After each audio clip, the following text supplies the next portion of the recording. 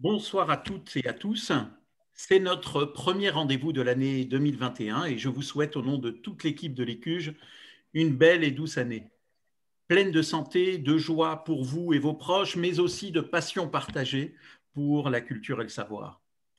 À vrai dire, cette année 2021 commence bien et ce n'est pas Virginie Gage qui me démentira, car ce soir, c'est Stéphane Fraisse qui va jouer le jeu de notre rendez-vous juif et comédien en l'occurrence.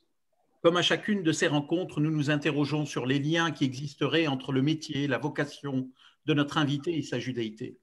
On pourrait bien évidemment rappeler ce soir l'histoire du théâtre juif, la force des textes de la tradition qui peuvent inspirer de nombreuses pièces de théâtre. Par exemple, à la fin de la lecture du rouleau d'Esther, n'aurait-on pas envie de crier « bas les masques ».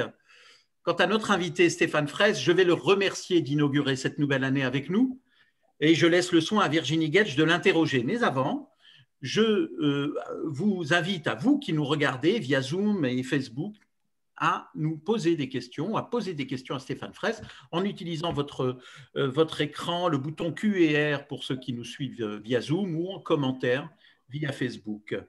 Bonne année à vous, Virginie et Stéphane.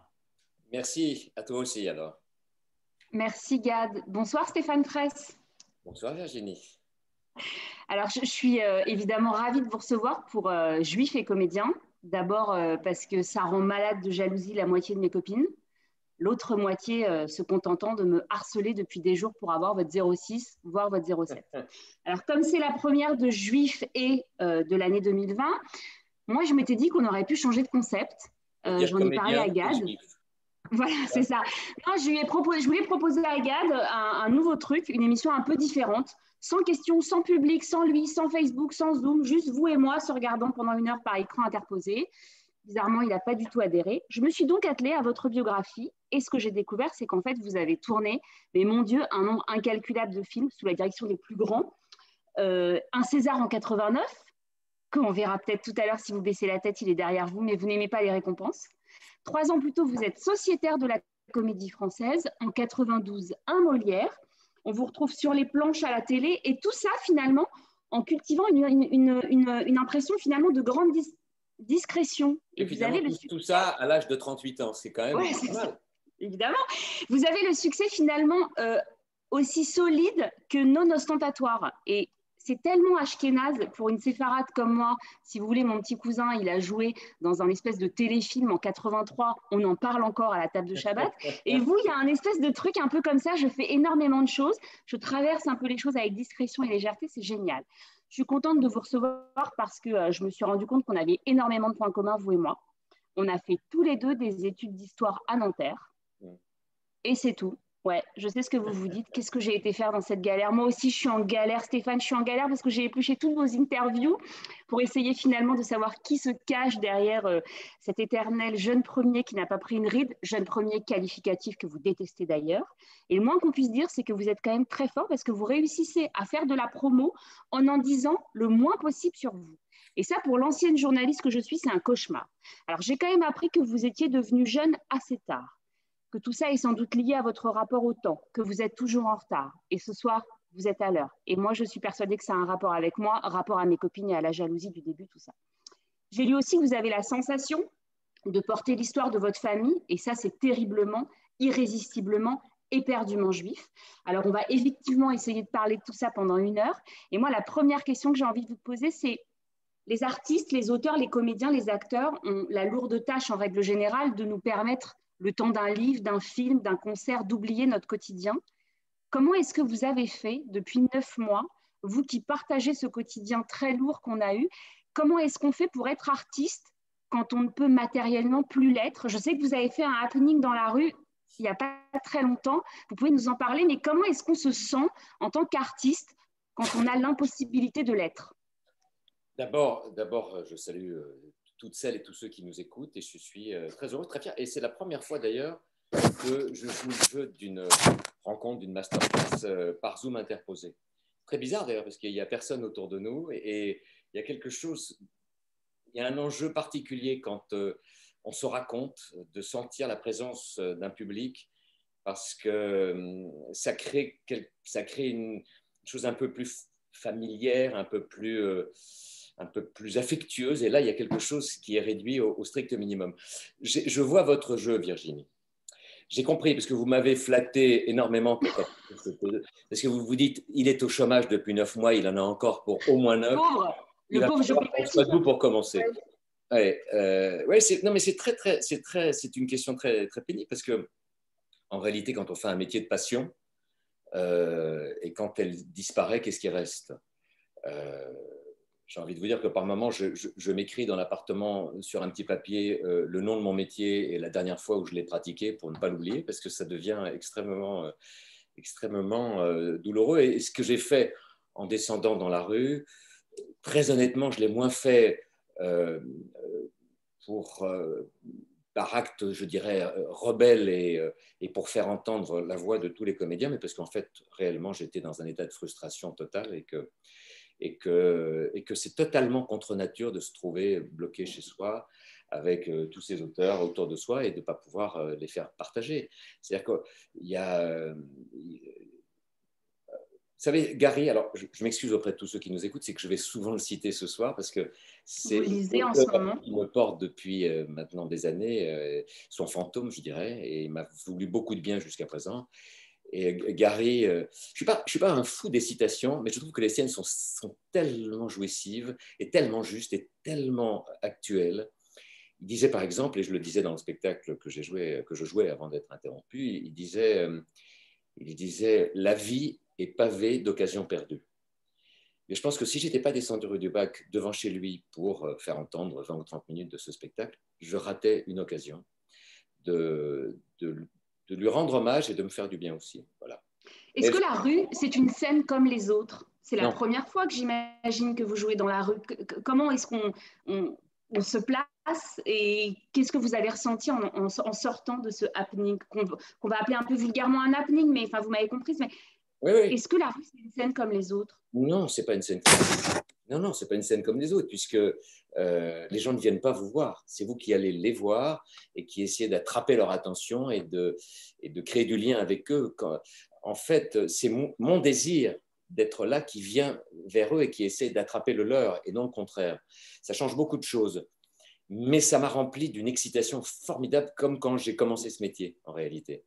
Quand on commence ce métier, on se retrouve parfois dans des théâtres. Alors c'est vrai, c'est pas la rue, mais dans des théâtres où personne ne sait que vous êtes.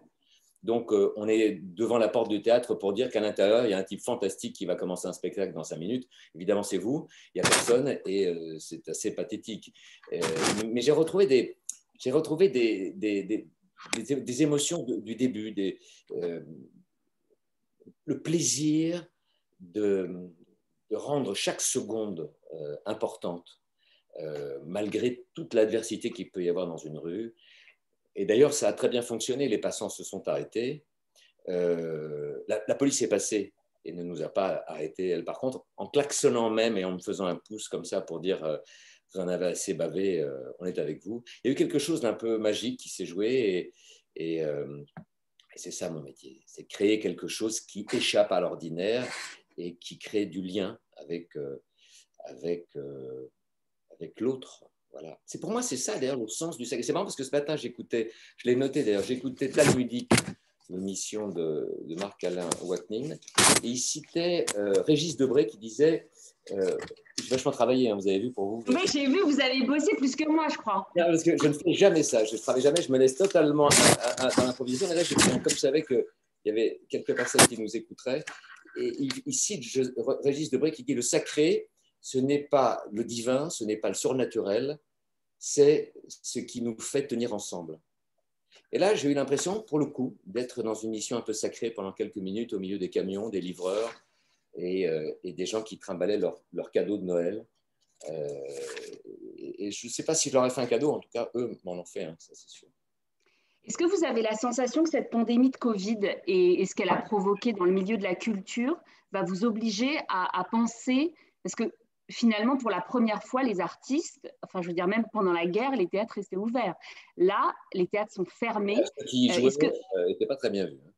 Oui, non, mais je sais, mais c'est pour remettre quand même les choses que les théâtres sont fermés. Énormément d'artistes expliquent que les théâtres ne sont pas des clusters, les cinémas non plus. Est-ce que vous avez la sensation que vous ne pourrez plus, à partir de maintenant, faire votre métier comme avant et que vous allez obligé de le repenser?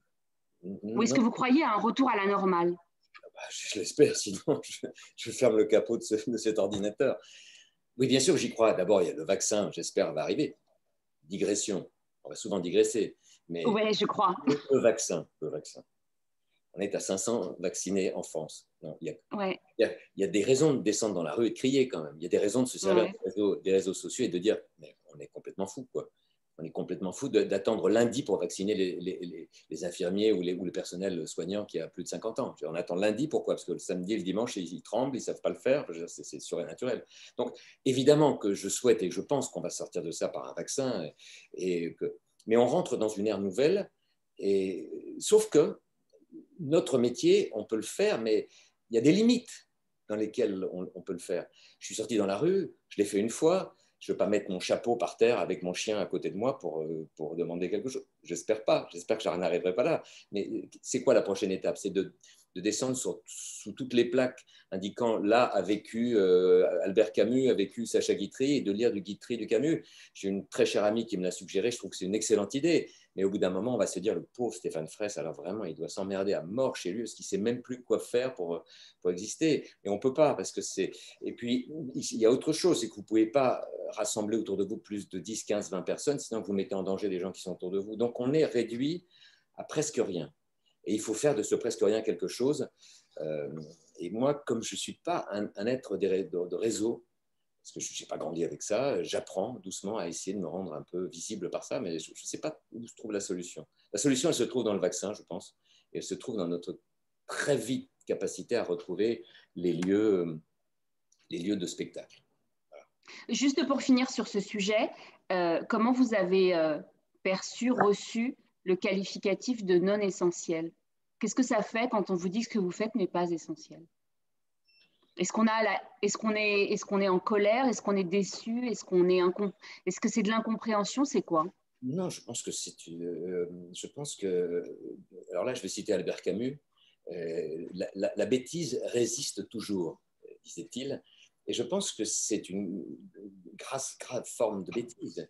Vous le voyez quand aujourd'hui, quand on glisse le mot culture, comme je l'ai fait dans la rue, les gens sont là, ils en ont réellement besoin. Donc, bien sûr que c'est essentiel et c'est frustrant, voire déprimant, de sentir qu'on accorde un intérêt particulier à la culture de la consommation et pas à la culture du divertissement et de l'échange, parce que c'est celui-là qui compte. Je me souviens j'ai jamais été, je veux dire, engagé politiquement au sens Che Guevariste, mais je me souviens d'un ministre, je crois qu'il était ministre de la Poste à l'époque, je ne sais plus, enfin, je suis tout prêt à être corrigé, qui s'appelait Jack Ralite, qui était communiste et qui tenait des propos sur la culture que je trouvais absolument fantastiques. Je ne suis pas communiste, mais j'ai trouvé ses propos fantastiques parce qu'il considérait qu'on pouvait créer une société autour de la culture. Et qu'il fallait, à l'époque, on parle dans les années 80, à l'époque, voilà, il a été un des premiers ministres de Mitterrand. Ouais, où on pouvait réimaginer, repenser un monde où toutes les niches de la société se penseraient à travers, au centre, la culture. Évidemment, c'était utopique, mais c'est important. On a besoin de cette utopie. Mais en réalité, c'était un peu excessif. Regardez où on en est arrivé. On en est arrivé à considérer que la culture est une denrée parfaitement négligeable et qu'on pourra s'en passer. Mais on va voir que non. Et on le sait que non. Et ce n'est pas parce que je fais ce métier que je dis ça. Regardez les enfants, le soir, ils ont envie qu'on leur raconte des histoires. Mais moi, j'ai envie qu'on me raconte des histoires à moi. Sans histoire, je vais me dessécher. On a tous besoin d'histoire. Alors, il y a des gens qui sont des porteurs d'histoire. Il y en a qui ne font pas ce métier et qui les portent aussi, les mamans, quand elles racontent des histoires le soir à leurs enfants.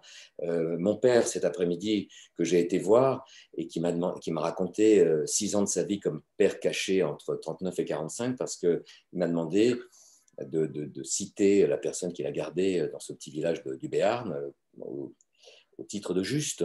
Donc, chacun a besoin de raconter des histoires. Elles ne sont pas toutes drôles, mais elles sont toutes essentielles. L'histoire est essentielle à nos vies.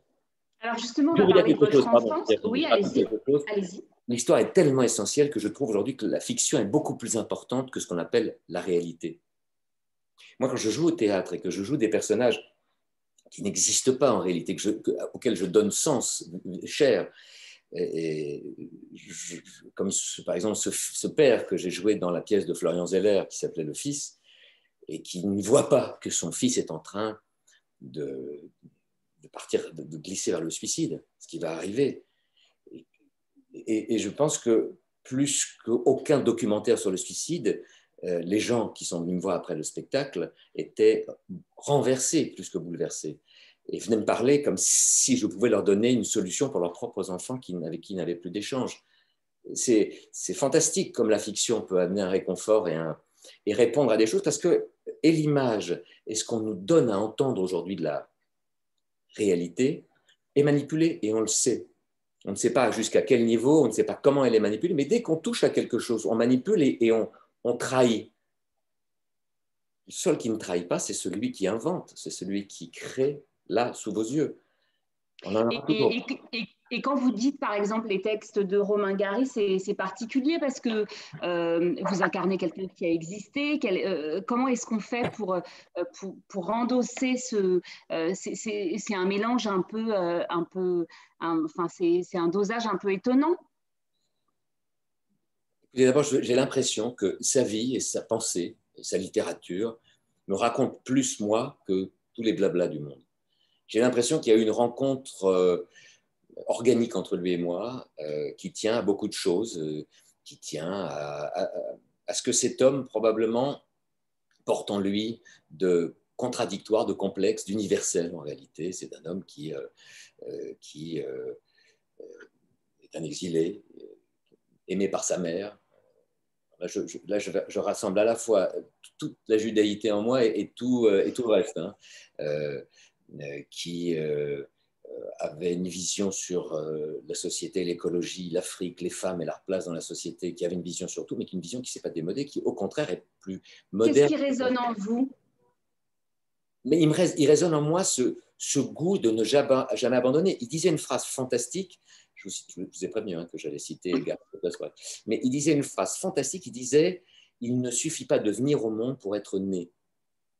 C'est-à-dire que notre responsabilité, elle est là. On est là, on se parle, et parfois, souvent grâce à la culture, il y a quelque chose qui nous dépasse, qui s'échappe de nous, qui va à l'autre et qui va le transformer.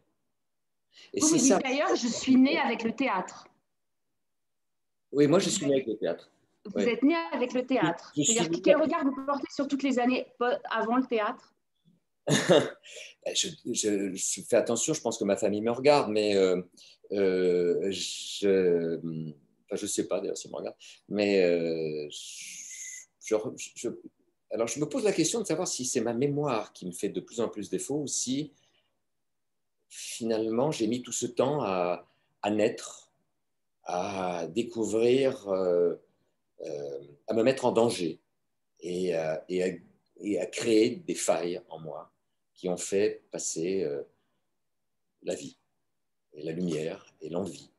Et que jusque-là, parce que je n'ai pas eu une enfance très facile, même si elle avait l'air de l'extérieur extrêmement rassurante et bourgeoise, mais entre le divorce de mes parents, les accidents de la vie, les 4 ans de fin de scolarité très, très compliquée et plein d'autres choses, j'ai eu l'impression d'être un enfant parfaitement. J'étais d'ailleurs extrêmement introverti, timide, mais d'une timidité qu'on ne peut imaginer, ce qui est difficile à imaginer, je sais. Et d'ailleurs, je raconte parfois cette anecdote quand je fais des masterclass avec des jeunes acteurs, parce que c'est vrai que quand on se trouve face à quelqu'un qui a 18 ou 20 ans et qui n'a encore rien fait, moi, le premier mot que je prononce, je leur dis, je ne sais pas ce dont vous avez besoin, mais je sais qu'il y a une chose que j'aurais aimé entendre, moi, quand j'avais 18 ans, c'est « ayez confiance en vous », ce qui est quand même tout à fait paradoxal quand vous n'avez encore rien fait. Mais nous, dans nos métiers, on est protégés. Vous savez, Virginie, parce qu'on a devant nous un bouclier qui est le personnage, qui est la fiction. Il nous permet de dire et de faire absolument tout. J'ai eu l'impression que cet être qui était moi jusqu'à cet âge-là, à qui je ne pouvais donner forme, a commencé à prendre forme à partir du moment où je n'ai plus été cet être-là. Je me suis glissé dans tant d'autres personnages. C'est chaque fois que j'endosse la peau de quelqu'un que je suis au plus près de moi. Ou quelques instants, j'ai des sensations, des vibrations, des émotions, je ne sais pas comment qualifier, mais qui ne sont pas celles du personnage et qui ne sont pas celles que j'éprouve tout le temps. Voilà, et moi j'ai besoin de ça pour vivre. Et c'est vrai que jusqu'à l'âge de 18 ans, j'ai été maintenu dans une forme protégée, et je pense que être protégé, c'est la pire des choses. Vous savez ce que disait Gary? Je ne sais pas si je vous ai déjà parlé de Gary. Non, non, vous ne l'avez pas cité. J'avais un doute, comme disait Colombo, j'avais un doute. Eh bien, Gary disait une chose qui m'a paru extraordinaire, il faut vraiment le gonfler pour le dire. Il dit, moi, j'ai eu la chance, il y a eu la guerre. Parce qu'en fait, sa mère était tellement sur lui. Moi, j'ai eu tellement peu sur moi, plutôt tellement le poids, probablement, parce que si on va plus dans la discussion, et on ira, je pense, le poids de cette Shoah, que je n'arrivais pas à ce moment-là à identifier, mais c'est de ces choses tues qui pesaient un âne mort, mais qui en fait ne se traduisaient pas en mots. Alors que lui avait cette mère qu'il imaginait en haut de l'affiche et qui le voyait déjà ambassadeur et danseur et chanteur, etc. Donc en fait, la guerre lui a permis de devenir un héros. Et sans ça, je pense qu'il n'aurait jamais honoré tous les rêves de sa mère. Donc voilà, on a tous, à un moment dans nos vies, parfois très tard, cette rencontre, cet essentiel qui fait qu'on n'est pas venu pour rien. Alors, vous le disiez, la Shoah a marqué votre enfance dans une sorte de silence. Comment ça se matérialisait, ce silence? Je sais qu'en théâtre, on dit que c'est comme l'éléphant dans la pièce, c'est quelque chose on est obligé de faire avec, on ne peut pas faire comme si ça n'existait pas. Comment la Shoah, dans votre enfance, elle s'est matérialisée? Puisque vous dites que c'était un non-dit et pourtant c'était éminemment présent. Ce n'était pas si présent que ça en réalité. Jusqu'à l'âge de 12 ans et du divorce de mes parents, je ne savais pas que j'étais juif en réalité. Deux parents qui sont cachés, mon père et ma mère.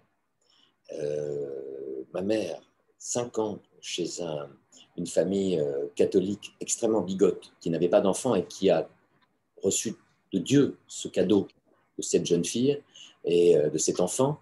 Et ma mère est aujourd'hui Lubavitch.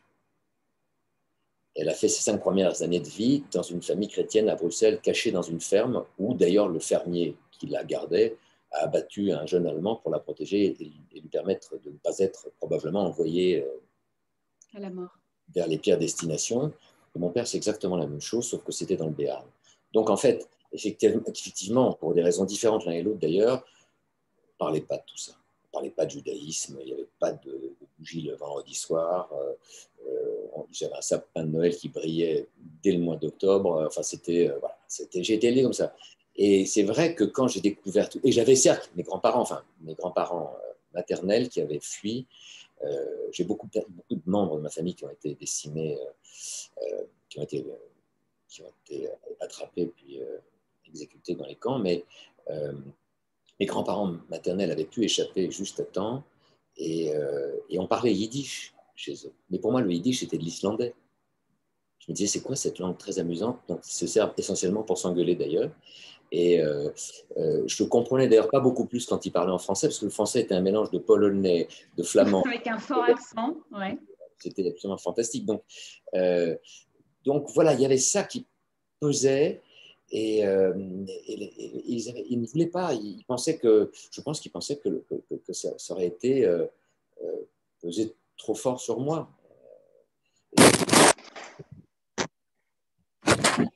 Vous disiez que votre maman est aujourd'hui Lubavitch. Je crois savoir qu'elle habite en Israël. Dites-moi si je me trompe.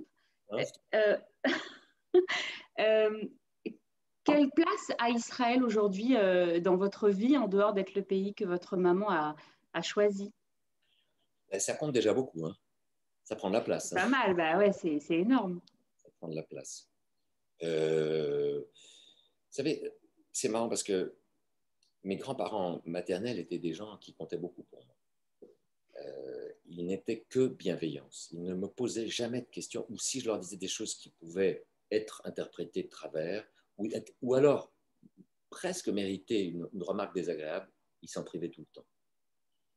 Donc, il y avait quelque chose qui était... Je les aimais énormément parce que c'était la bienveillance. Et il y avait une lumière de ces deux petits êtres très petits qui se dégageaient d'eux et qui, quand je les présentais à certains de mes amis, me disaient « Mais c'est qui cette espèce de phare incroyable, si c'était chargé d'un tel amour pour l'autre ?»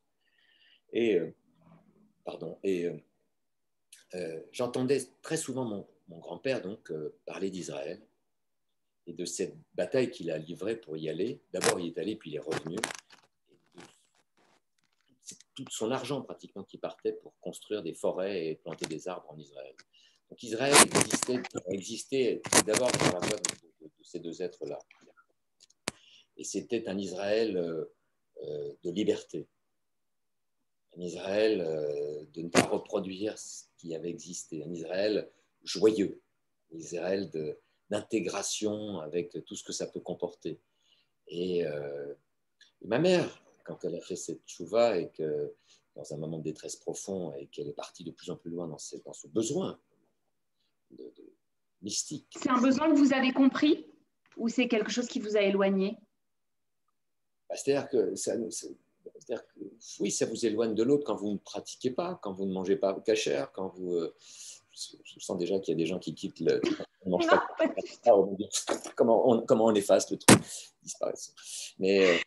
Mais non, mais j'ai... Vous savez que ça a existé dans énormément de familles. Vous avez des gens qui avancent très vite, d'autres qui ne comprennent pas, qui disent mais qu'est-ce que c'est que cette histoire, mais on n'a jamais séparé les vaisselles, etc. Qu'est-ce que ça veut dire pour vous avancer très vite? Parce que ça veut dire qu'il y a un bon sens dans lequel il fallait. Non, avancer très vite dans la pratique de la religion. Moi, j'estime que, avancer, c'est-à-dire aller tout droit. Il y a des gens qui, comme moi, par exemple, sont très traditionnalistes. Et moi, j'adore la tradition pour ça. Woody Allen dit que la tradition, c'est l'illusion de la permanence. Et moi, je trouve génial de faire comme mon grand-père faisait et que mon grand-père faisait comme son grand-père, etc. Et puis, vous avez des gens qui arrivent un matin et puis qui disent non, il ne faut pas faire comme ça. Et dans toutes les familles juives, on a connu ça. Donc, je trouve assez génial que vous nous racontiez ça. Et alors, écoutez, moi, je dois être aussi un traditionnaliste parce que chez moi, on ne faisait rien. Donc, je perpétue la tradition. C'est une tradition comme une autre, Stéphane, j'ai envie de vous dire. C'est pas vrai. C'est pas vrai. C'est beaucoup plus complexe que ça, vous savez. C'est beaucoup plus complexe que ça. Je ne sais pas pourquoi. Je pense que ça n'a rien à voir avec ce qu'on se dit là. Et je vais vous raconter cette histoire. Et je pense que vous me ramènerez sur Terre. Hein. D'accord. Je repense à cette histoire du rabbi du Maguid de Lublin, ou de Mezrich, je crois que c'est de Lublin. Il faut que vous sachiez, entre parenthèses, que j'ai fait 2 ans de yeshiva, malgré tout. Formidable, mais on apprend des choses. Hein. Ouais, formidable, oui. J'ai fait une yeshiva l'été avec des yéménites dont je ne comprenais rien. C'était formidable, je peux vous assurer que c'était formidable. Je plaisante. Hein, mais donc, je me souviens de cette histoire qui ne m'a pas été racontée à ce moment-là, mais par quelqu'un d'autre, et que j'aime beaucoup, et qui me raconte donc cette histoire de ce grand Maguid qui part à travers la Pologne enneigée avec son fidèle cocher, qui traverse donc toutes ces contrées blanches pour aller donner la parole du racidisme naissant dans les petits villages et de village en village, il éclaire toutes ces petites communautés de sa connaissance et de sa puissance en Torah. Et puis un jour, il y a son fidèle cocher, donc Shmoulik, qui lui dit « Mais vous savez, Rabbi, moi je peux faire comme vous. » « Ah oui, tu peux faire comme vous? » « Oui, je peux faire exactement. Ça fait tellement longtemps que je suis avec vous, maintenant je sais exactement comment ça se passe. Je vais prendre l'accent en yiddish, si vous permettez. Shmoulik dit « Je peux faire comme vous. » Ça veut dire, voilà, si vous me donnez votre tennis, je l'enfile, je suis devenu le Maguid de Lublin, et vous devenez mon cocher. Alors, le Maguid, évidemment, il joue le jeu. Le cocher se transforme en Maguid de Lublin, et les voilà partis à travers des plaines enneigées. Et chaque fois, partout où ils arrivent, le cocher sort en rabbi et professe la bonne parole. Et chaque fois qu'il sort de truc, il regarde son cocher, le vrai Maguid, en lui faisant un clin d'œil. Vous voyez, c'est très simple, j'ai tout compris, j'ai tout reçu de vous. Et puis un jour arrive, je le fais court, hein, parce que je sais qu'on n'a pas 4 heures, Et un jour, ils arrivent dans un petit village, et là, il y a une question un peu plus tenace. Et le cocher réfléchit quelques instants et il dit c'est très facile. C'est tellement facile que mon cocher il peut répondre pour moi. C'est vous, ça. C'est formidable. Oui. Stéphane, on me dit à la technique que ça pose aucun problème que vous citiez Gary, mais que vos feuilles font du bruit sur le micro. Donc, si vous pouviez juste faire attention, ce serait super. Voilà. On va continuer de parler d'Israël, Stéphane, parce que je sais que vous parrainez une association qui permet à des jeunes... Je n'ai pas fini de parler d'Israël. Non, bien sûr. Quand on revient à la question de ma mère, elle incarne quelque chose qui est très important pour moi. Elle incarne quelque chose que j'ai reçu de manière, je ne sais pas comment on peut dire ça, de manière tardive déjà, de manière nucléaire, puisque de rien, je me suis trouvé face à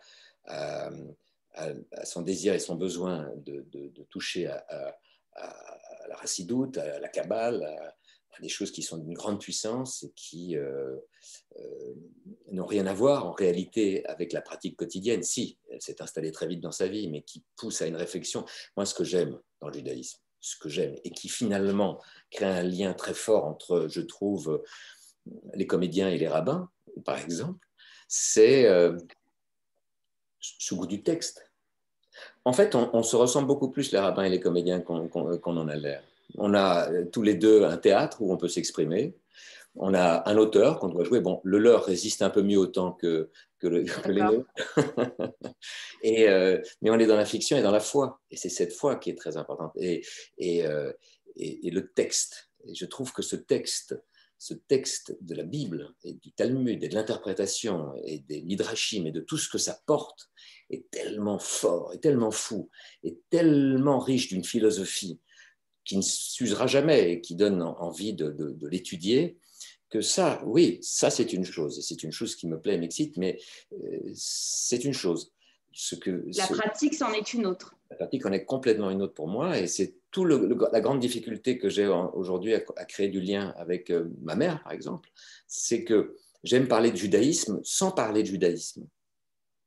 C'est-à-dire, elle est induite en nous. Elle est, pour moi, elle est partout en réalité. J'aime étudier. Vous avez l'impression que la pratique, la rigueur de la pratique, elle serait de toutes les façons incompatible avec le milieu dans lequel vous vivez, le métier que vous exercez. Je pense à Richard Dembo, depuis tout à l'heure vous me parlez, et je pense à Richard Dembo qui avait réalisé ce film génial, La Diagonale du Fou, oui. Et qui ensuite avait fait Tchouva et que moi j'avais vu dans un mariage avec une caméra, ce que j'avais trouvé dingue. Enfin, je me suis dit, mais c'est quand même juste fou, qui avait fait La Maison de Nina, je crois, en deuxième film avant de décéder assez brutalement. Est-ce que vous pensez que c'est possible de... Pas du tout incompatible. C'est une question... Pas du tout incompatible? Non, mais faut-il en avoir envie et besoin. Voilà. On parle d'Israël, vous parrainez une association qui permet aux jeunes de faire du théâtre en français. C'était important cet engagement et de donner cette possibilité à ces jeunes. Vous pouvez nous en parler quelques instants? Oui, bien sûr. Mais en fait, je ne veux pas tirer tous les honneurs de cette chose-là parce que Non, pas du tout, mais vous la parrainez. Vous ne l'avez pas créée, mais vous la parrainez quand même. Non, la parraine à distance, puisqu'elle est à Jaffa, c'est le théâtre, si on parle bien de la même, du théâtre Etim Il-Soud, mais qui est dirigé par une fille absolument fantastique qui s'appelle Gal Hurwitz. Gal m'a été présentée par un garçon que peut-être certains connaissent, qui s'appelle Jean-Marc Liling, qui vit, vous êtes en Israël actuellement, là? Oui. Ouais. Qui vit à Jérusalem, qui a plusieurs casquettes et que je salue s'il nous écoute, et qui m'a présenté à ces gens parce que je trouvais cette démarche formidable, en fait. Dans cet endroit, dans cette enclave, si vous allez dans ce théâtre, il est entouré d'une zone je ne sais pas comment dire, c'est impressionnant. Il y a le deal, il y a toutes les mafias autour de ce théâtre, il y a... Enfin, c'est un lieu vraiment assez glauque. Et elle a imaginé que pour sortir toute une jeunesse malheureuses, en déshérence, se cherchant, ou alors récupérées parce que abandonnées par ses propres parents, ou qui a chuté dans la drogue, ou repris de justice. Elle s'est servie du théâtre comme un lieu de réhabilitation. Et il s'avère que ces êtres-là, ces jeunes-là, sont absolument formidables. Ils jouent leur vie chaque fois qu'ils montent sur scène. Et même si techniquement ils sont perfectibles, et c'est ce qui les fait travailler, il y a une espèce de truc vital en eux qui est bouleversant. Alors moi, c'est mon copain Sasson Gabay, qui est un grand comédien israélien qui m'a, avec Jean-Marc, qui m'a présenté à eux. Sasson est d'ailleurs, je crois, assez encore actif dans la chose, je suis même pas sûr. Mais voilà, moi j'y suis allé très peu de fois, je le soutiens à distance, et comme quand je peux, comme avec vous par exemple maintenant, j'essaye de faire passer cette information, parce qu'elle se bat avec 3 bouts de ficelle. Il y a Annie Ohana, bien sûr, je devrais la citer, qui se bat aux côtés de Galorwitz pour faire valoir cette entreprise, mais c'est la preuve encore une fois de ce qu'on se disait tout à l'heure, c'est-à-dire que le théâtre sauve et peut être essentiel. Le théâtre sauve et peut être essentiel. Et bien sûr. Et l'est d'ailleurs. Voilà, donc c'est des êtres qui naissent devant vous. Il y a une espèce d'acte de naissance qui est très, très beau. Et ça résonne dans votre propre parcours. Vous disiez, je suis née sur scène, que le théâtre vous a permis de devenir qui vous étiez finalement. Oui, probablement, il y a quelque chose de ça. Je me suis retrouvé effectivement là où ils se trouvent eux à ce moment-là, c'est-à-dire, je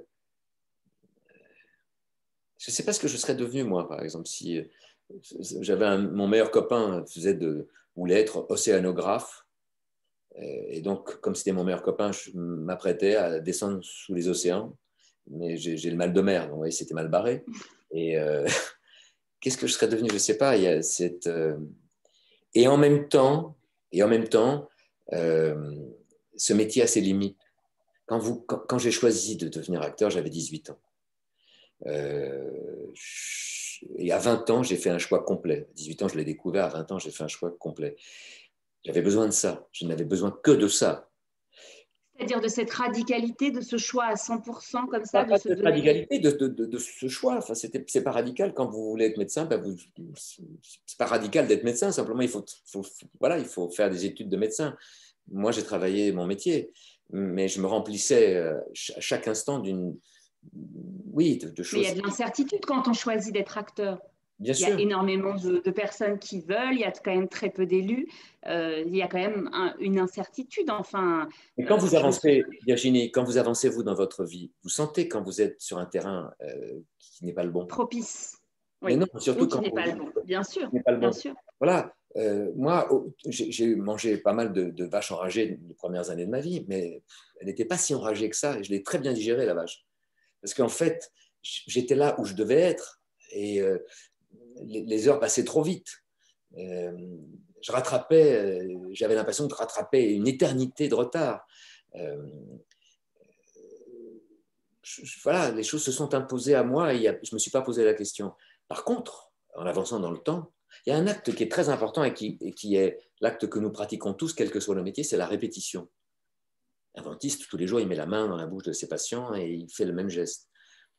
Un acteur, il répète tous les jours le même texte, et c'est marrant parce que ceux qui font pourtant le même geste dans leur vie viennent nous voir souvent à la fin d'un spectacle dans nos loges et nous disent, en disant je comprends pas, vous répétez tous les soirs la même chose, ça doit être chiant. Ah oui, ça doit être chiant.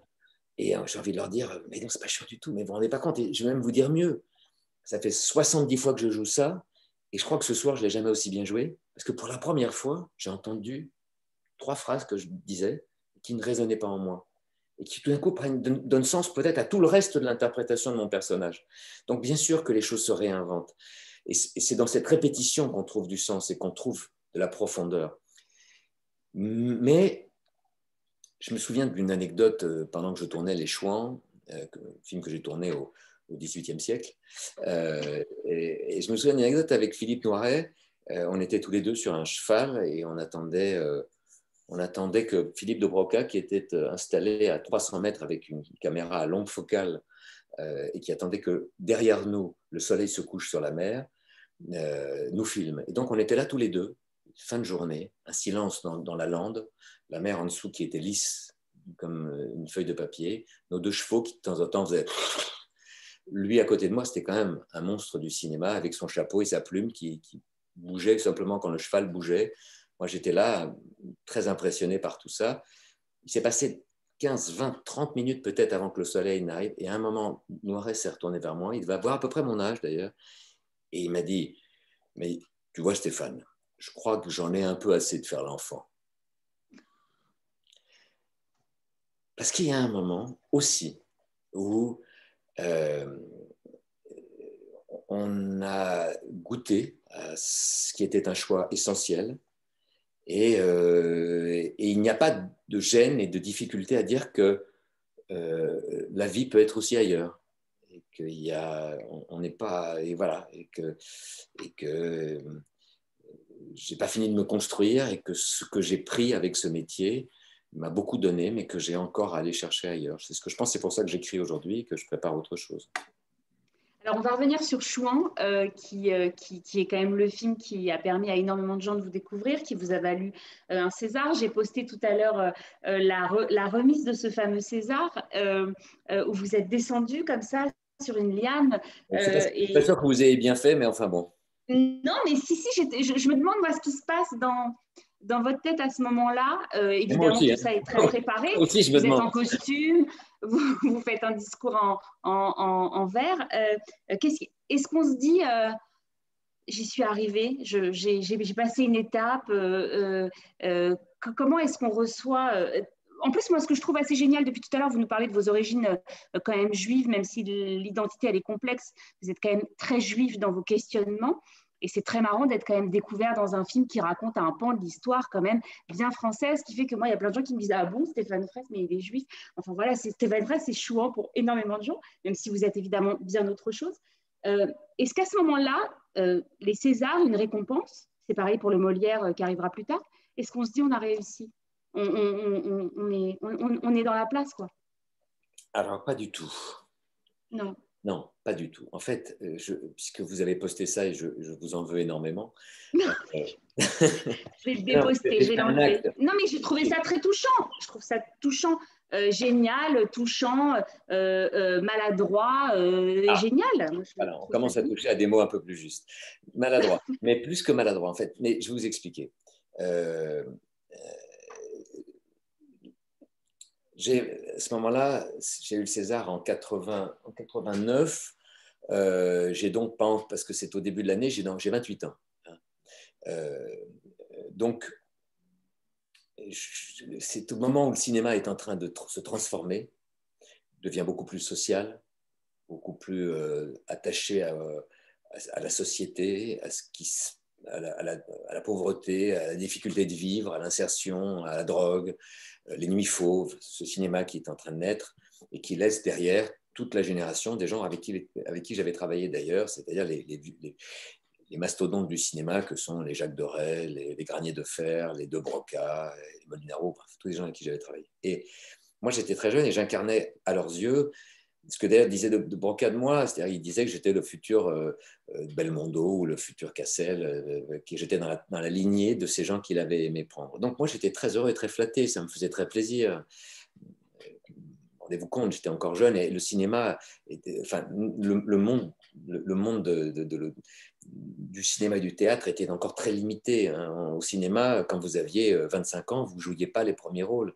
Vous étiez le fils d'eux, ou le cousin d'eux, ou le copain d'eux, le copain du fils du rôle principal. Donc, tout ça a éclaté dans ces 35 dernières années. Et quand on finit le film, j'étais habillé avec des tenues en soie qui devaient coûter une folie. On avait pris un avion jusqu'à Rome pour se faire habiller sur mesure. Enfin, c'est des choses qui n'existent plus. Qui n'existent plus. Tant mieux, quand même, parce qu'il y a quand même des limites. Mais c'était fantastique. Enfin, tant mieux, je ne sais pas d'ailleurs, si on peut avoir de nouveau l'argent de le faire, pourquoi pas, mais c'était fantastique. Et quand à la fin du tournage, on se dit tous, enfin, s'il y en a un de nous qui doit recevoir un prix, il faudrait quand même qu'il fasse quelque chose en rapport avec ce film et ce qu'il porte. Et ben, j'ai été le seul avec la costumière, d'ailleurs, à être nommé. Et ça m'a surpris, d'abord. Et puis après, je me suis dit, mais bon, de toute façon, je ne l'aurai jamais. Mais comme j'étais très timide et que j'étais très protégé par ce personnage qui était lui extraverti. Moi, j'étais très timide encore. Donc, je me dis, si par malheur je devais l'avoir, j'arriverai jamais à monter les 3 marches qui me séparent de la scène et je vais tomber 3 fois, je vais faire, je suis incapable de dire un discours. Donc, je me suis entraîné. Donc là, vous utilisez la fiction parce que dans la réalité, vous ne vous voyez pas en costume de civil, monter juste sur scène Ben, et remercier ouais, Philippe de Broca. ouais, je me sens un peu intimidé. Je suis aussi sur le pari que j'ai lancé avec mes camarades. Et puis, je suis à la Comédie Française à ce moment-là et je me dis peut-être que je vais faire un lien avec tout ça. Je fais n'importe quoi, soyons clairs. Non, c'était très mignon. N'importe quoi. Cela dit, les gens, quand je vais en province, se souviennent rarement de ce que j'ai fait, ce qui parfois est assez frustrant parce que j'en ai fait depuis, mais ils me disent « Ah ben, alors, votre arrivée au César, alors ça, on ne l'a jamais oublié. » Oui, sauf que moi, ça m'a coûté 3 ans de placard parce qu'après, plus personne ne voulait travailler avec moi. Mais justement, vous ne vous êtes pas dit après ce film, hein, pas après le happening des Césars, que vous alliez être cantonné au rôle de KPDP, ce qui était à l'époque un risque. Aujourd'hui, il y a moins de films de KPDP, mais à l'époque, c'était quand même assez récurrent. Est-ce que vous Ouais. vous êtes dit… Mais moi, j'étais beaucoup plus complexe, contradictoire et douloureux que ça. J'avais la gueule que j'avais l'emploi que j'avais, mais ce n'était pas moi en réalité. Et pour m'en débarrasser de cet emploi, je vais vous parler de l'emploi, mais je finis juste cet épisode qui est assez drôle. Parce que pour recevoir ce César, je me prépare à me jeter comme Errol Flynn sur la scène. Je me fais mal d'ailleurs une fois très fort, mais le cascadeur avec qui je travaille, il me dit maintenant on a fait 1 mois qu'on essaye, voilà. J'appelle le jour même Drucker pour lui dire je vais faire un truc comme ça. Il me dit mais vous êtes fou, si vous vous le jetez, il y a la caméra. À l'époque c'était les caméras qui faisaient 1 mètre sur 2, donc vous allez vous fracasser dedans. Enfin bref, finalement je viens répéter, je sous-bois le veilleur de nuit. À 1h du matin, je me jette sur scène, là je vous dis je me fracasse, et finalement on trouve la bonne hauteur, j'accroche la corde à un nœud au 4e étage de la salle de l'Empire, avenue de Wagram, et je me dis demain, je ne l'aurai pas, de toute façon, comme ça, il n'y aura pas d'angoisse, etc. Et quand ils appellent mon nom le lendemain, que je suis monté là-haut pour prendre la corde, et que tout d'un coup, je vois le projecteur qui vient sur moi, je voulais que je fasse. Sauf que je me rends compte qu'il faut y aller. Et là, c'est la fin du monde. Et sauf que je me rends compte qu'entre-temps, à l'étage où on avait accroché cette corde, ce n'était pas un petit balcon laissé vide. Il y avait tous les photographes de Paris qui avaient posé leur caméra là-bas et qui avaient déplacé le nœud de 50 cm. Ce qui veut dire que l'arc de la corde pour me jeter, je ne savais pas si j'allais me jeter 50 cm plus bas, c'est-à-dire décapiter tout le cinéma français, ou 50 cm plus haut, c'est-à-dire tuer Gina Lollobrigida qui remettait le prix et probablement finir dans le décor au fond. C'est ce qui est arrivé, je ne l'ai pas tuée elle, mais j'ai fini dans le décor. Et puis j'étais tellement heureux d'être vivant que j'ai sorti ce texte en alexandrin. C'était une folie et c'était évidemment très maladroit. Et ça m'a effectivement valu malheureusement le cachot parce que les gens se disaient oui, bon, c'est pas du tout un type comme ça qui va incarner une nouvelle génération de cinéma qui arrive. Alors justement, vous disiez ça m'a valu 3 ans de placard, hein, je reprends votre expression. Est-ce qu'il y a des rôles que vous avez refusés et que vous regrettez d'avoir refusés? J'aimerais vous dire oui. Mais non. Pas tant que ça, non. Enfin, en tout cas, je m'en souviens plus.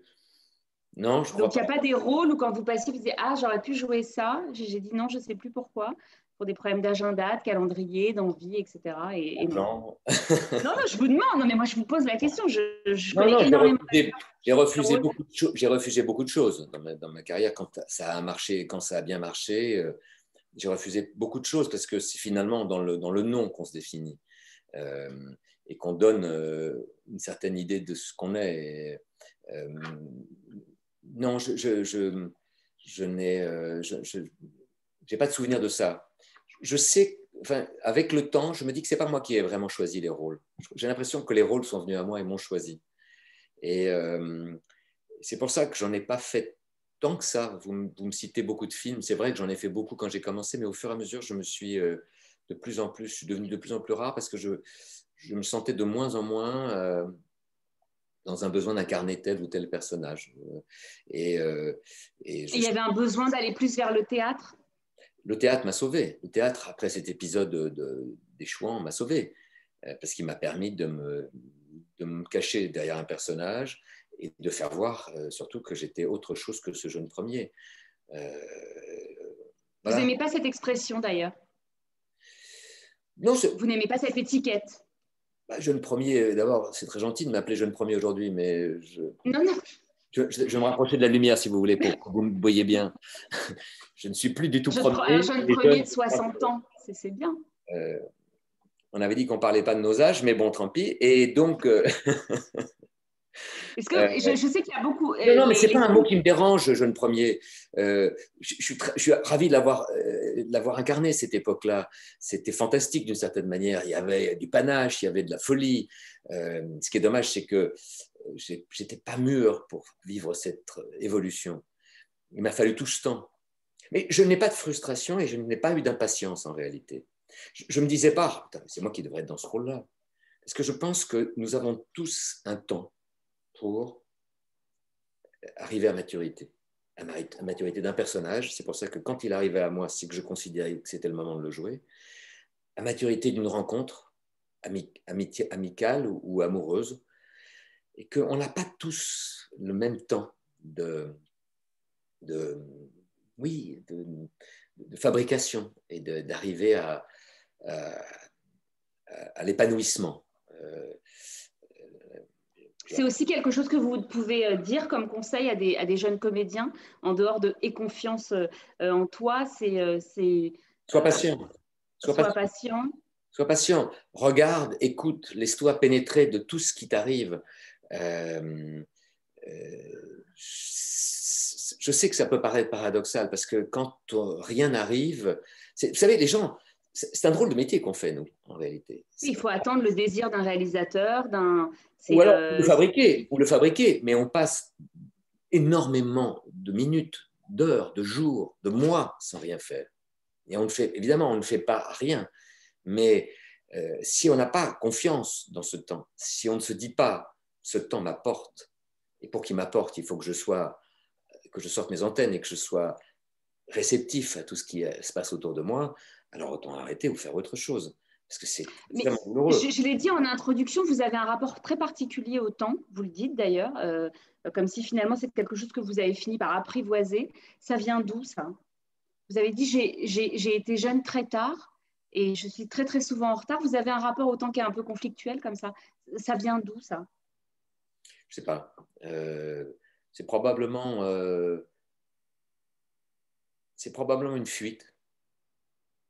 Probablement une fuite de ne pas me trouver. Mais enfin, je pense que c'est tout un travail d'analyse. Hein, mais je pense qu'on en revient toujours à l'héritage. Je pense que de la même manière que ce que j'ai reçu est un non-acte, de la même manière, je me suis moi-même échappé. J'ai échappé à ces gens et je me suis échappé parce que probablement que c'était trop lourd. Et que finalement, aujourd'hui, je me calme et que je me laisse attraper par tout ça. C'est pour ça que je suis au relais de mon père dans cette dernière partie de vie et de ce besoin qu'il a de transmettre cette parole qui a été son enfance et que je me sens prêt à l'accepter. Vous sentez dépositaire de ça? Dépositaire, c'est un grand mot. Je sens que ça lui fait du bien et je pense que ça va me faire du bien aussi de connaître des choses de ma vie. C'est un acte de transmission. Nos métiers, ce n'est que ça. On ne sait pas très bien comment on transmet, ou plutôt comment on transmet bien. Moi, je le découvre quand je fais les choses. Je n'ai pas de recette. J'ai confiance dans les personnages que je choisis et dans les choix que je fais dans ma vie. Et c'est ceux-là qui, probablement, me font voir à ceux qui m'aiment et font comprendre des choses de moi. Voilà, je n'ai pas de recette. Est-ce que vous avez des projets d'écriture, des envies d'écrire, parce qu'on parle de transmission, il y a quand même une position très frustrante quand même de l'acteur. Est-ce qu'il y a un Stéphane Fraisse qui se tâte d'écrire, d'avoir envie d'écrire, de travailler sur des projets pour être peut-être plus proactif dans cette façon de transmettre? Mais c'est ce que je fais aujourd'hui. C'est-à-dire que comme je vous prenais l'anecdote de Philippe Noiret, moi je suis arrivé... J'ai passé les dernières années que j'ai vécues, enfin ça va nettement mieux aujourd'hui, mais j'ai passé 7, 8, 9 ans très difficile. La cinquantaine a été très difficile. Parce que certains refus qui m'ont blessé dans le métier, la sensation d'avoir probablement fait le tour d'une partie des gens et que les gens me connaissaient ou me croyaient me connaître suffisamment, donc une espèce d'impasse. Et j'avais perdu une chose qui est fondamentale, j'avais perdu l'envie. Et Vous l'avez retrouvé comment? Je l'ai cherché un peu partout, justement en quittant mon milieu, en allant voir ce qui se faisait ailleurs, dans le monde de la politique, dans le monde, dans le monde du social, dans tous les mondes. Je me suis laissé prendre. C'est aussi moi, je suis comme ça. J'aime papillonner et je sais qu'il y a à apprendre chez tout le monde. Et j'ai laissé le temps de décanter pour retrouver de l'envie. Je ne sais pas exactement à quel moment ça s'est fait. Probablement, le court-métrage que j'ai réalisé m'a donné envie et m'a fait comprendre que j'étais capable non seulement d'écrire, mais de réaliser. Et puis, j'ai écrit ce film que je commence à tourner cet été, entre juillet et août, que je devais tourner en Israël. Et puis, j'ai retravaillé le scénario, je le tourne finalement en Calabre, mais qui, évidemment, n'est pas étranger au monde juif, puisque c'est une famille d'orthodoxes qui vient faire la récolte d'Etrogim en Calabre. Et je n'en dirai pas plus, et ça parle de notre besoin, encore une fois, de liberté, d'émancipation, enfin mon besoin en tout cas de liberté, d'émancipation. Et voilà, et donc ça, c'est devenu mon... Et récemment, on a aussi pu vous voir dans 10%. Une série où vous jouez pas du tout un rôle de jeune premier, un producteur un peu dégueulasse. C'est jouissif ce genre de rôle où on se dit on me propose des choses un peu comme ça qui sortent, un peu qui abîment un peu tout ça. Oui, non, mais vous pouvez dire le mot, un con, mais c'est fantastique. Un con, oui, un con. Un con sûr de lui et non, mais c'est assez jubilatoire. Oui, ça vous évite de trop le faire dans la vie. Mais oui, c'est jouissif. D'abord, c'est une série qui a beaucoup de succès, donc ça me permettait aussi de remettre un peu les pieds dans ce monde-là. Et puis je me suis marré à être à contre-emploi, enfin j'espère à contre-emploi. Mais en fait, aujourd'hui, l'essentiel est ailleurs pour moi. Il est dans ce film dont je vous ai parlé et dans ce questionnement que je me fais de plus en plus précisément aujourd'hui de où est ma place. Vous savez, ce qui se passe aujourd'hui pour nous tous, et en partie, principalement pour nous, gens du spectacle et du spectacle vivant, c'est que quand le monde marche à peu près normalement, on l'observe, on s'en imprime, et on le redonne sur une scène. Vous savez ce que c'est, vous êtes aussi de la partie. Quand il ne se passe plus rien, et qu'on regarde le monde, moi, en fait, la vraie peur que j'ai aujourd'hui, c'est la plus grande peur que j'ai en réalité, c'est de ne plus comprendre le monde. Et de me retrouver... J'imagine que ça doit vous arriver. L'actualité, elle a été parfois affreuse. Je pense à l'assassinat de Samuel Paty. Enfin, quand on ne comprend plus le monde, comment est-ce qu'on le traduit, comme vous le dites? On a beaucoup de mal. Pardon, je cite Camus à nouveau, mais Camus disait « La vie est absurde, mais on lui trouve un sens. C'est quand on lui trouve plus de sens que c'est absurde d'être insoutenable. » Et c'est vrai. Il faut vraiment trouver du sens. Et je gratte un peu pour essayer de comprendre. Il y a plein de choses qui m'échappent. Plein de choses. C'est pour ça qu'en fait, peut-être aussi que c'est la raison pour laquelle je reviens à mes origines ou plutôt à ce qui me construit. Parce que j'ai ce temps-là et que le temps maintenant m'appelle à ne plus fuir. Tout m'oblige à ne plus fuir, probablement. J'ai juste une dernière question. Vous avez parlé de social tout à l'heure, et c'est vrai que vous avez été un parrain de la Tzedaka, que vous avez toujours répondu, toujours présent. À l'époque, moi, je vous ai vu, j'étais jeune journaliste sur les fréquences juives. Est-ce que c'est... Là, vous nous parlez de votre sujet de film qui est éminemment juif. Est-ce qu'on vous a déjà dit de lever un peu le pied sur votre identité, d'en faire moins, de... Non. Non, jamais. Non, parce que vous le disiez vous-même tout à l'heure, quand je disais que je vais interviewer Stéphane Fraisse, on me disait, il est juif, là. Il y a encore plein de gens qui ne le savent pas et qui ne le croient pas. Je pense que ce soir, c'est mort. Hein. Je vous le dis tout de suite, là. Non, les gens de l'Écu, je le savent maintenant, mais c'est tout. Non, mais j'arrive très bien à déguiser la chose, mais je ne cherche à rien déguiser du tout, entendez bien. Moi, je sais, on en a beaucoup parlé avec Gad et avec Yves Roas, je ne suis pas communautariste. Je n'aime pas ce mot, en fait. Je n'aime pas ce mot, il cloisonne, évidemment, c'est son sens propre. Et je pense que donc, en fait, il va complètement à l'encontre de ce besoin de liberté que j'ai toujours eu. Mais en plus de ça, je trouve que finalement, il produit quelque chose qui va à l'encontre de ce dont on a besoin aujourd'hui.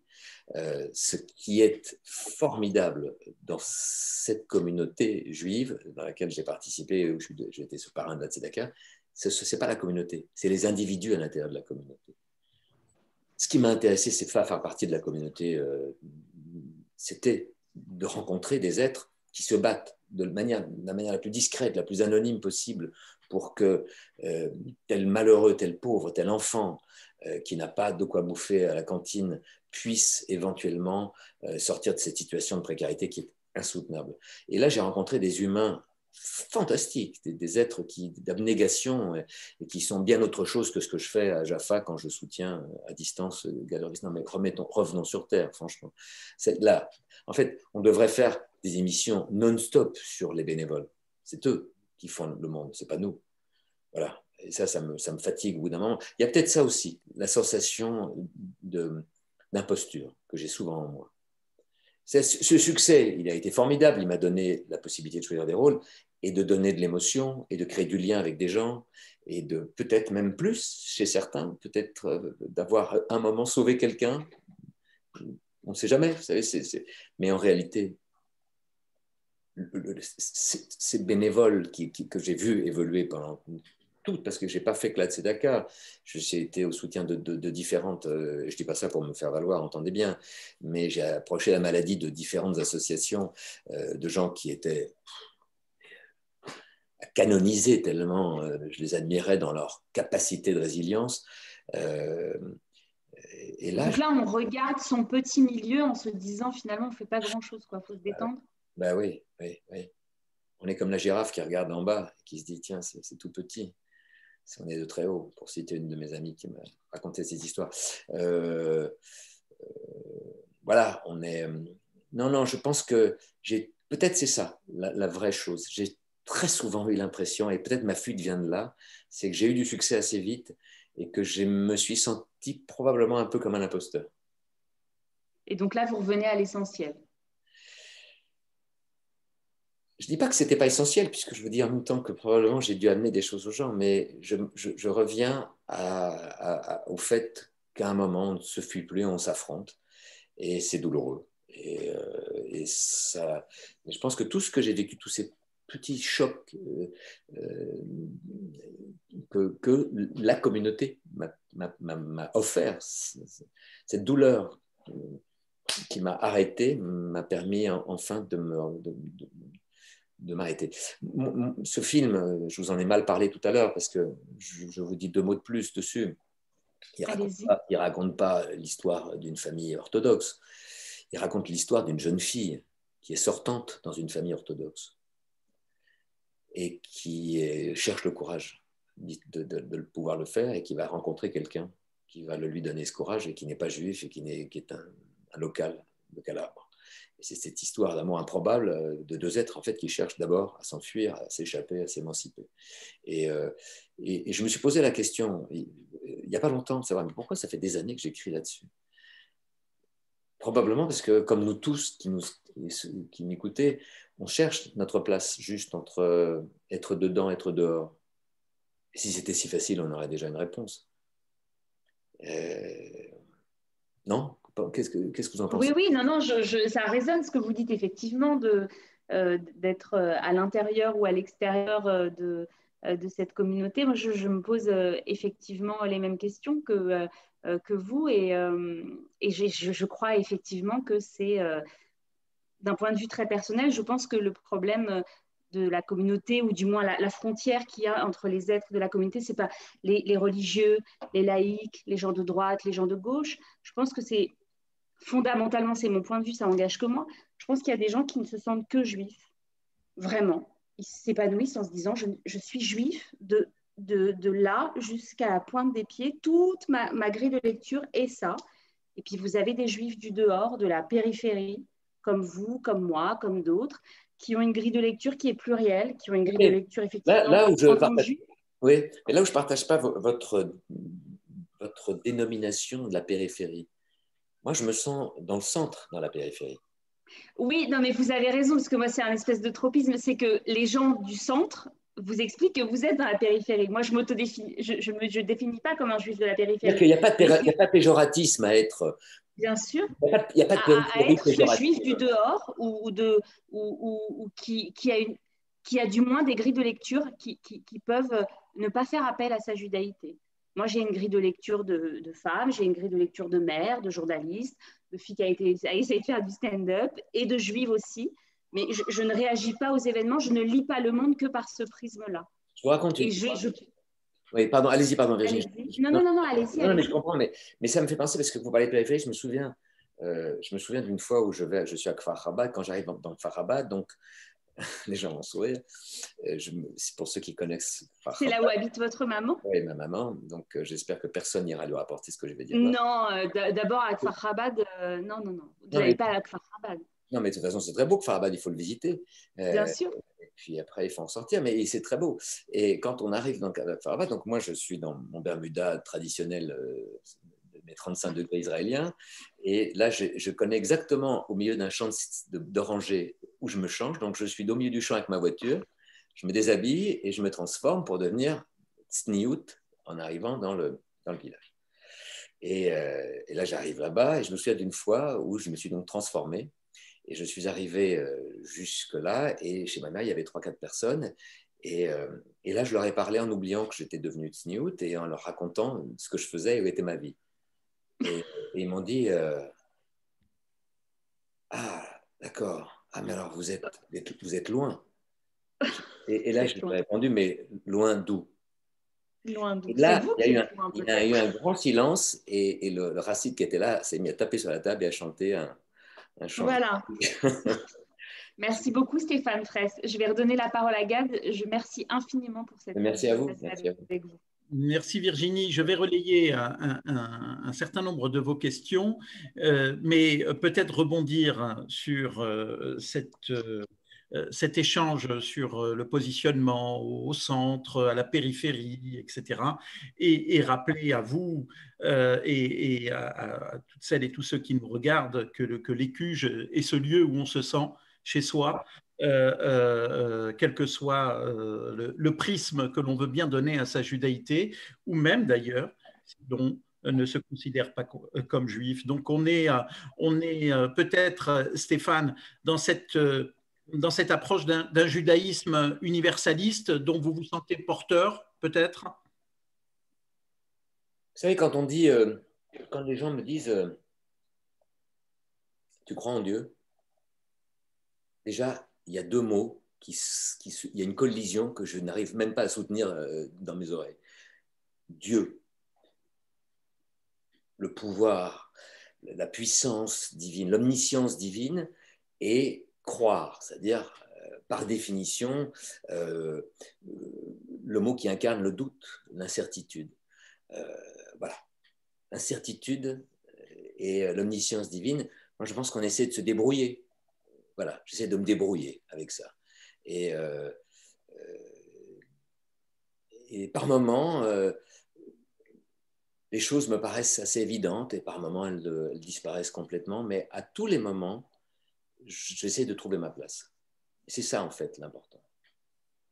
Alors, ça résonne beaucoup, en tout cas, auprès de vous qui nous suivez. Stéphane, je dois avouer que ce rendez-vous est en général un échange où on découvre une part de notre invité que l'on ne voit pas par ailleurs lorsqu'il est sur les plateaux de télévision et autres. Et c'est la première fois, je vous l'avoue, que j'ai autant de remarques sur cette question de la sincérité que vous venez d'ailleurs d'exprimer. Hein, et au-delà de cela, c'est la reconnaissance des personnes qui nous suivent pour ce moment que vous leur avez offert, de sincérité, d'honnêteté, de grâce, et j'en passe sur les qualificatifs. Je vais rebondir, si vous voulez bien, sur une question de Jean-François. Vous avez parlé de la mémoire familiale. Est-ce qu'il vous semble que votre choix professionnel et vos engagements, dont nous avons un petit peu parlé, font partie de ce prolongement de la mémoire familiale?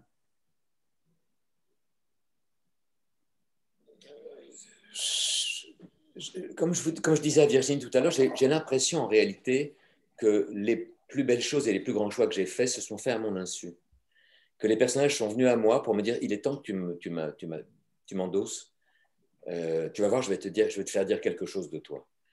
Et c'est comme ça que je crois que j'arrive à transmettre à mes enfants ou à mes parents quelque chose que je n'arrive pas à leur dire autrement. Parce que je ne sais pas ce qu'on peut dire avec évidence, avec certitude. Je ne sais pas ce qui tient la route complètement. Comme je vous disais tout à l'heure, on se débrouille. C'est pour ça qu'on n'en est que là, parce qu'on se débrouille. Mais c'est fantastique en même temps parce que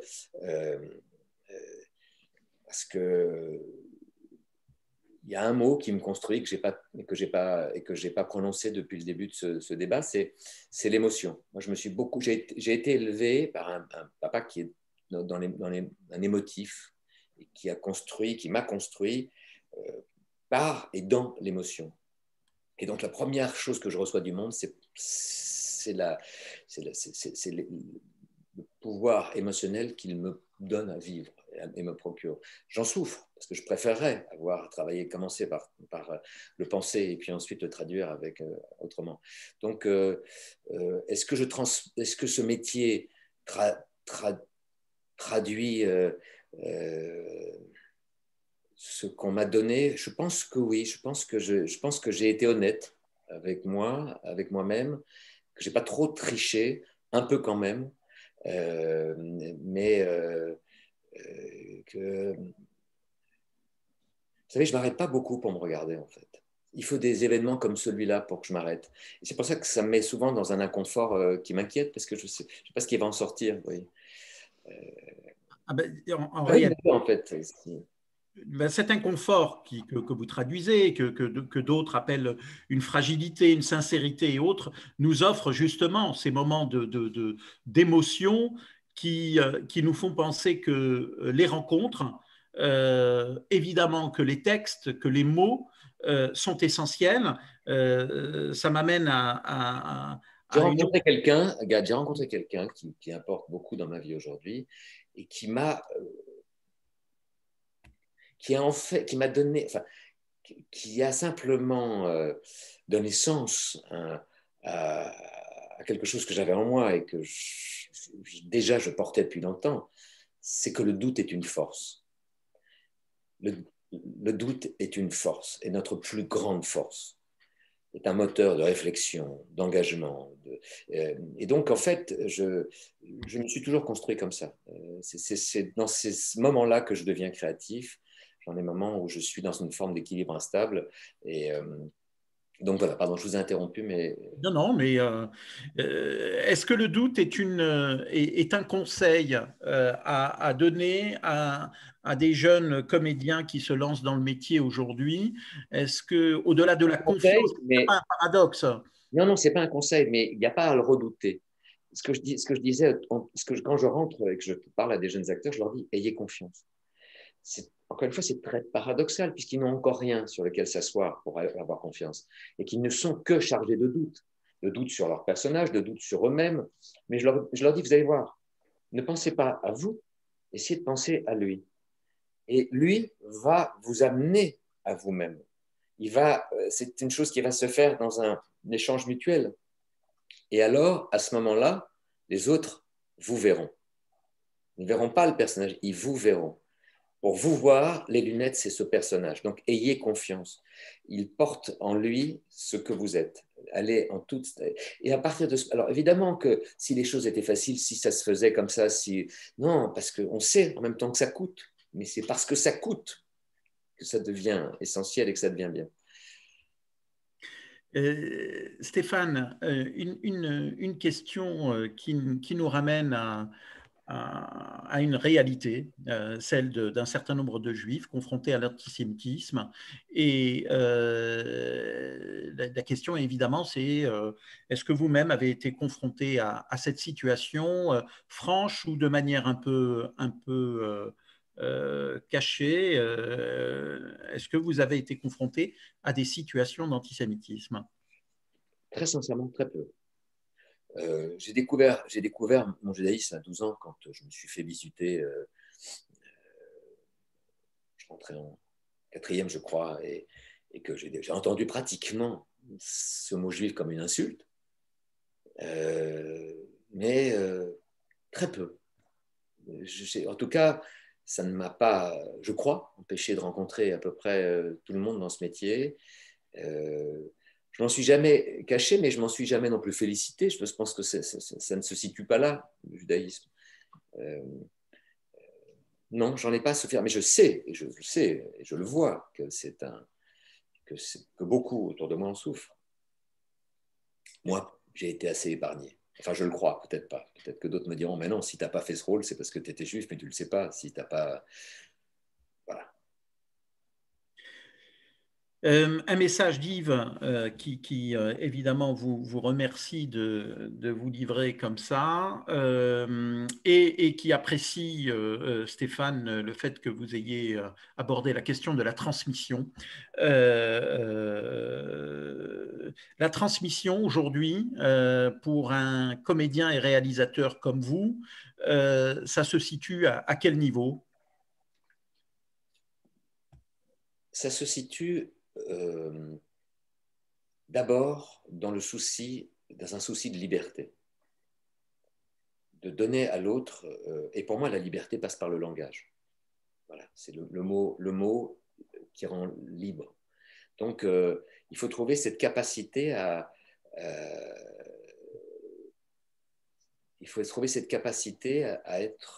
être assez libre pour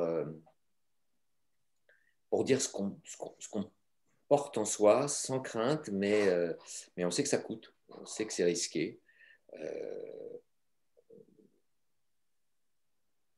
Je ne sais pas si... c'est très difficile parce que transmettre est inscrit dans chaque ligne de ce que j'écris.